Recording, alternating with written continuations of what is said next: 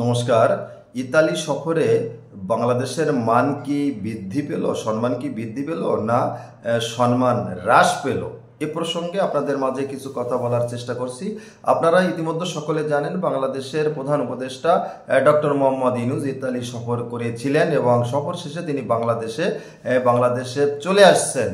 আমি যে শিরোনামটি করেছি, ইতালি সফরে বাংলাদেশের মান কি বৃদ্ধি পেল, সম্মান কি বৃদ্ধি পেল না হ্রাস পেল, প্রসঙ্গটি এই জন্য করেছি। আপনারা সকলে জানেন প্রধান উপদেষ্টা ডক্টর মোহাম্মদ ইউনূস রোমের, ইতালির রোম একটি শহর, রোমের মেয়রের সঙ্গে মিটিং করেছেন, বৈঠক করেছেন, সভা করেছেন এবং মিটিং শেষে তিনি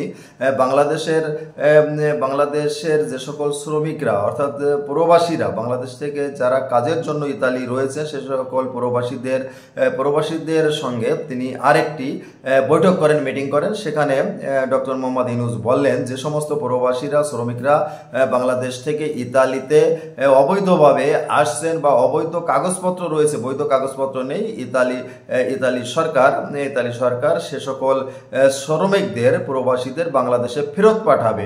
এই কথাটি তিনি প্রবাসী বাঙালিদের স্পষ্ট করলেন। রোমের মেয়রের সঙ্গে তার কথা হয়েছে, তাও উল্লেখ করলেন প্রধান উপদেষ্টা ডক্টর মোহাম্মদ ইউনূস। রোমের মেয়র তিনি পররাষ্ট্র বিষয়ে কথা বলবেন, আমরা যতটুকু জানি বা বুঝি পররাষ্ট্র মন্ত্রীর সঙ্গে অথবা সেই দেশের প্রধানমন্ত্রীর সঙ্গে, কিন্তু রোমের মেয়রের সঙ্গে কথা বললেন এবং সেটা প্রবাসীদের, অর্থাৎ প্রবাসীদের বলতে আমি বোঝাচ্ছি বাংলাদেশ থেকে যে সকল মানুষ শ্রমিক বা কাজের উদ্দেশ্যে যারা ইতালি থাকে তাদেরকে, তাদের ভিতর যাদের বৈধ কাগজপত্র নেই বাংলাদেশে ফেরত পাঠাবে।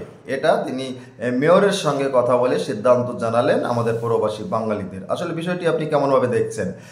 আমাদের প্রধান উপদেষ্টা বাংলাদেশের প্রতিনিধিত্ব করছেন, তিনি প্রধানমন্ত্রী পদমর্যাদা, তিনি কথা বলবেন পররাষ্ট্র বিষয়ে সম্পর্কে পররাষ্ট্র মন্ত্রীর সঙ্গে অথবা প্রধানমন্ত্রীর সঙ্গে।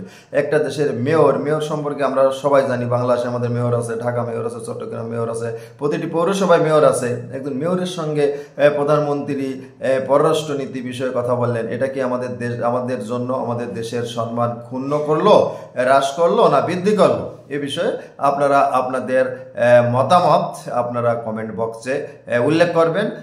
আমি আর আলোচনা বাড়াইতে চাই না, আমি শুধু বলতে চাই বাংলাদেশের সম্মান আমাদের সকলের রক্ষা করতে হবে, অস্তিত্ব রক্ষা করতে হবে, তা না হলে মানুষ আমাকে ছোট করে দেখবে।